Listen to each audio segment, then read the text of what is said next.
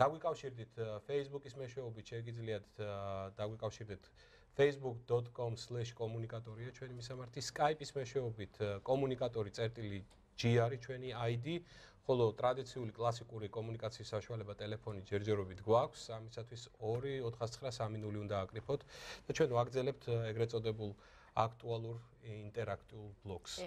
საიდუმლოდ შემიძლია გითხრათ, რომ თუ გადაწყვეტთ ჩვენთან დაკავშირებას და მოგინდებათ სერგის განსაკუთრებით გახარებას, Skype-ი აირჩიეთ, იმიტომ რომ სერგის ძალიან უხარია ხოლმე, როცა ხმასთან ერთად ვიდეო გამოსახულება მოდის.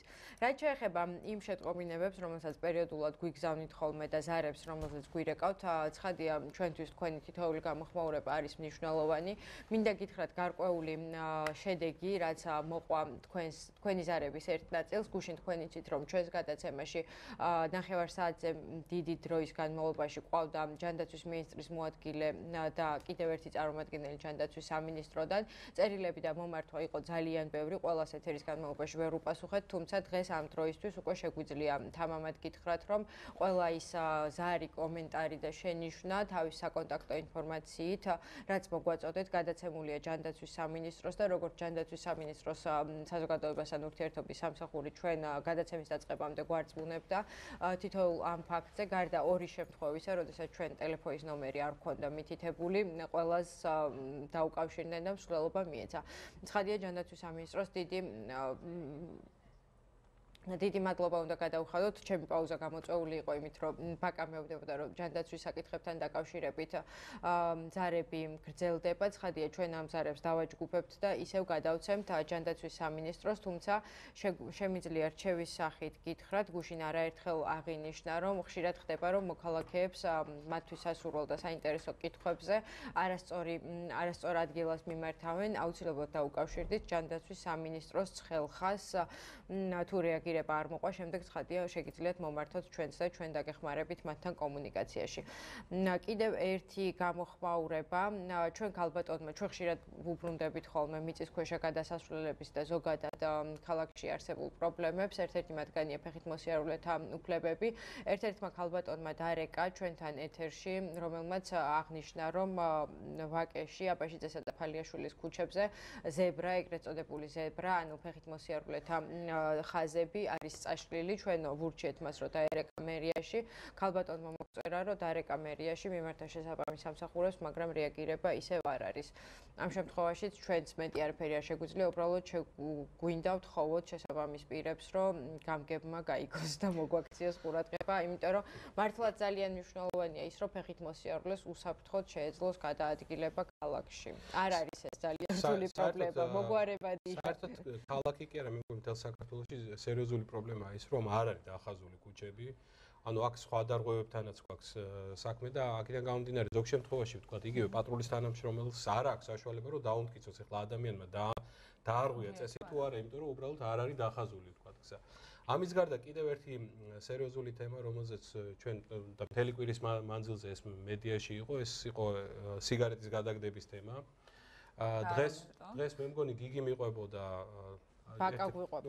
ბაკა გვიყვებოდა, რომ გუშინ ერთ-ერთი მეგობარი მისი, ესე იგი, ესეც თუ არ მეშლება ჭავჭავაძის გამზირზე ხდებოდა და საკმაოდ დიდი მონაკვეთი, ანუ ადამიანმა მოწია სიგარეტი და მერე ეძებდა უბრალოდ ურნას და ვერ იპოვა. მსგავსი სიტუაცია მაგალითად თუნდაც ჩვენთან ახლა მე სამწუხაროდ ჯერჯერობით კიდევ წევენი ვარ. იგივე ვთქვათ ჩვენ შენობასთან, ხო, საკმაოდ დიდი მონაკვეთი არ არის ახლა ყოველ შემთხვევაში არასოდეს არ დავკვირვები ვარ.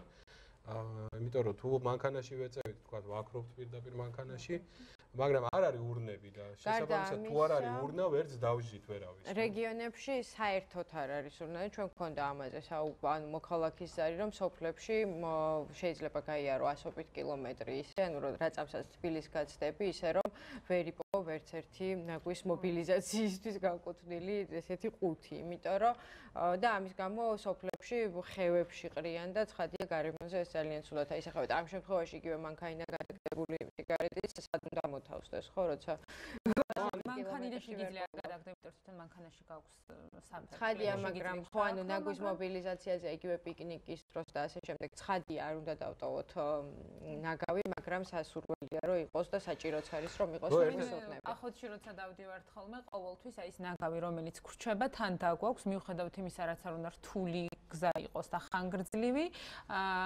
მაინც დაგვაქვს ეს ნაგავი იმისათვის, რომ ჩამოვიტანოთ ურნამდე, თუმცა ხო, ძალიან რთული გზა არის, იმიტომ რთულია ეს ყველაფერი და ესეთ ადგილებში, სადაც აი კულტურულად, ანუ ადგილებში, სადაც უნდა წახვიდე რაღაცები ნახო, საერთოდ არ არის მოუწესრიგებელი. წაღება ადვილია, იმიტომ რომ ნუ 2 დღით მიდიხარ და უკან ბრუნდები და ვინც იქ ცხოვრობს, ის ადამიანები ვერ აიკიდებენ თავიანთ ნაგავს ზურგზე, ასე რომ აუცილებელია მოკლედ ეს არის ძალიან კარგი თემა, ჩვენ ახლა თვალს ვადევნებთ რამდენიმე უწყება პერიოდულად, ასე თუ ისე გამოცოცხლდა ეს რაღაცა PR აქტივობები, რომელიც გარკვეულწილად ადრე არ მიესალმებოდით და ზედმეტი იყო, ახლა პირიქით ნაკლებია.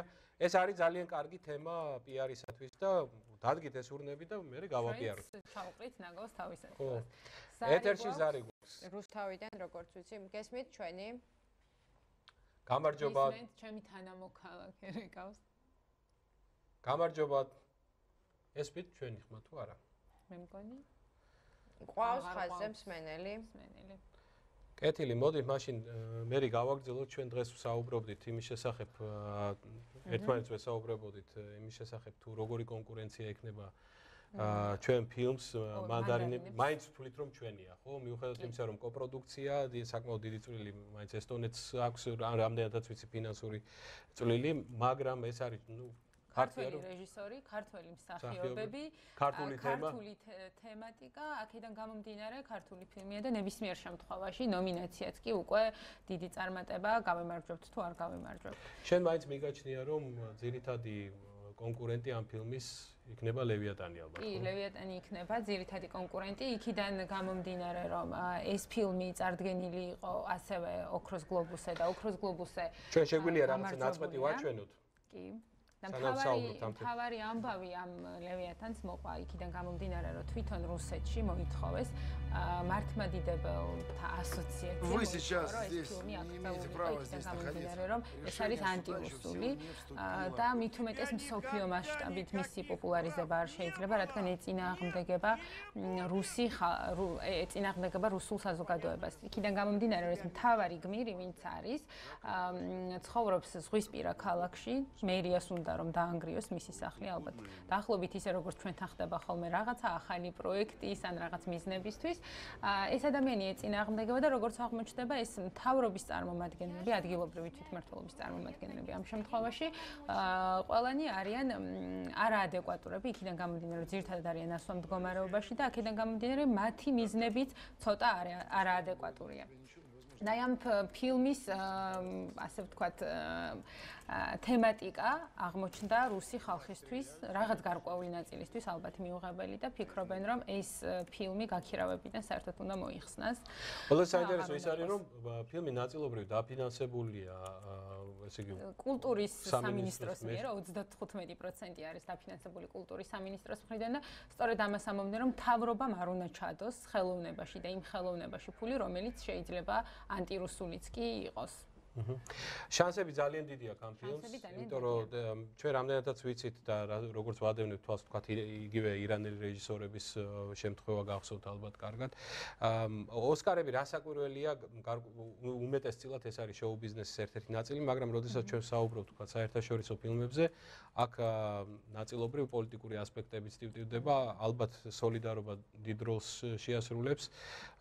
რუსეთი არ არის ფავორიტი, როგორც იტყვიან, ბოლო რამდენიმე წელი. ყოველ შემთხვევაში ეს არის ჩვენი ერთ-ერთი კონკურენტი, ჩვენ შევეცდებით რომ სხვა კონკურენტების შესახებაც მოგიყვეთ შემდეგ კვირაში, მაგრამ შანსები დიდია და ეს ძალიან გვახარებს და კიდევ ერთხელ შანსები გვაქვს, შანსი გვაქვს. ყოველდღიურად გვიხარია მოლოცვა და ეს უკვე გამარჯვებაა ფაქტიურად. ჩვენ ზარი გვაქვს ეთერში